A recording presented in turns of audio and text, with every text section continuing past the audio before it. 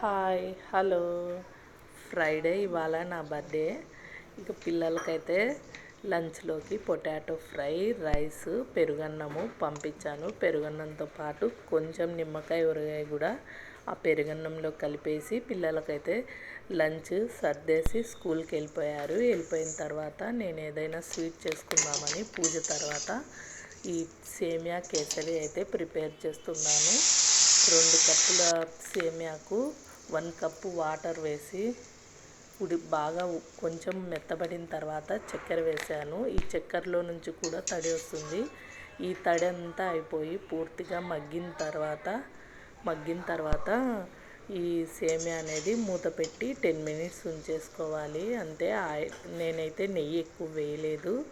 ఇక సేమియా కేసరి అయితే చేసాను. ఈరోజు పౌర్ణమి, నెగిటివ్ ఎనర్జీ పోవడానికి గుమ్మడికాయను అయితే తీసుకొచ్చాను.